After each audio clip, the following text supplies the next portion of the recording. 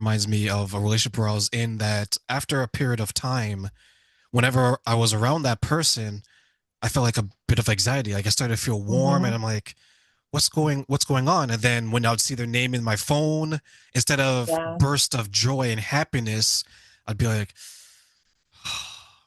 oh Right. yeah, right. And Right. then I look back, my body was telling me what my mind was maybe Yes. ignoring. Right. Do you see Right. that as well? A lot of that.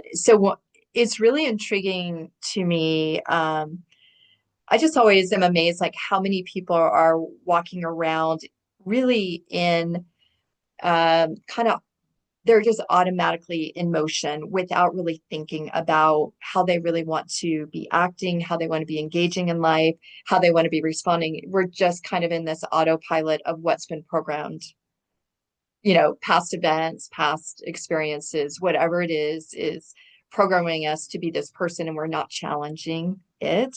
But part of that is going to what you said is we're not listening to how our what our bodies are actually telling us. Like a partner, I could again have a client where when I'm really digging into it, she's feeling panic before her husband walks through the door, but she's not identifying that as like a trauma response or that there's something bad there. It's just she's just used to it.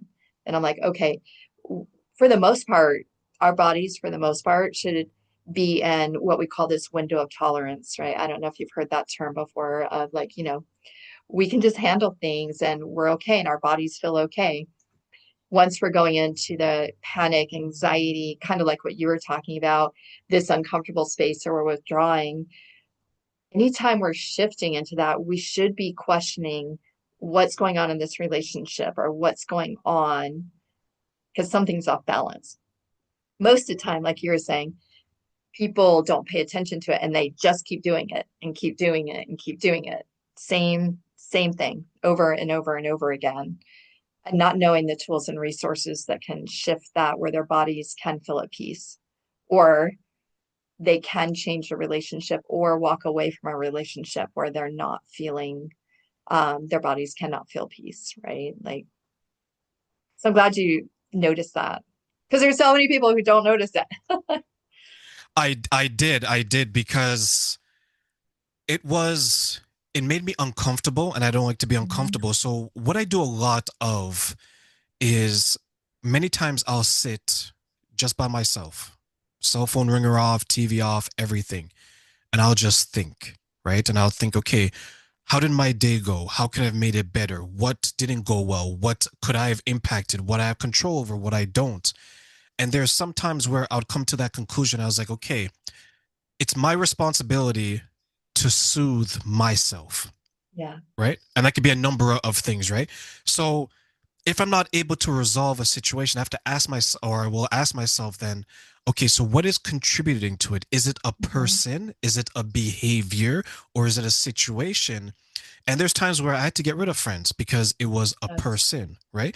And Uh-huh. there's times where it was a behavior and then you have a conversation because I think sometimes, a lot of times, I think actually, people don't intentionally mean to make Right. you upset or bother you or stress you out, right?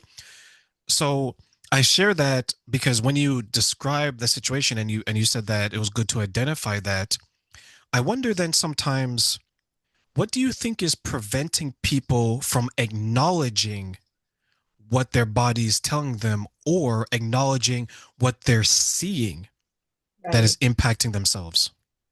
So I think, one of the things about trauma and this whole recognition of even like paying attention to our bodies is a newer concept, even in the therapy world, right? Like back in the 80s, we didn't even, PTSD was like, what is even PTSD and what is, and we didn't realize like all the impact that our past really has on our present. And so I think part of it is still genuinely, I think a lot of the community, and I can just say for, women who land on my couch, who are here for therapy, genuinely still don't understand how trauma impacts, how the body absorbs it, And we're still kind of in this pioneering stage in the communities and with individuals of learning about it. Like because like I said, even professionals, we're just learning about it. When I went to school, I didn't learn about it. It was after I went to school, I started learning about it because it became more, it's just obviously a topic that's being studied a lot more and it's being understood a lot more. And even in the medical community, we're seeing more understanding, even among physicians, of the impact of trauma that has on the physical body, right? Now, if we had talked 10, even 10 years ago, I wouldn't be saying that. Like it felt like there was this conflict that was happening. So I think that's part of it. I think the second part, again, goes back to I think a lot of people are busy and they're kind of just caught up in their worlds and they just don't put in the time or they're just feeling tired. And so the thought of trying to put the effort into shift or to pay attention or learn new things, it takes work. And I think that's part of it.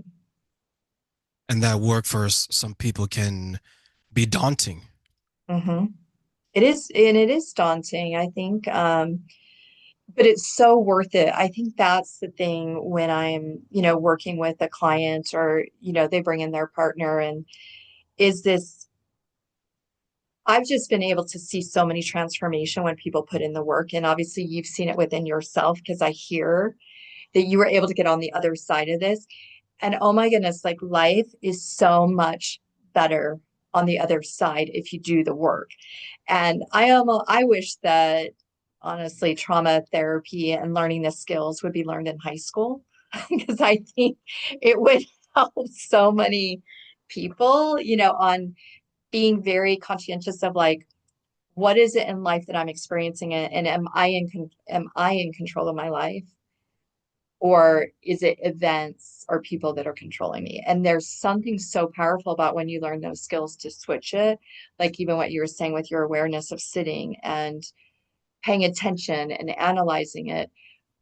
Majority of people are living life without doing those skill sets, which if they did, their bodies, their minds would be so much more at peace and they would be able to experience life in a more joyful space and relationships would be healthier.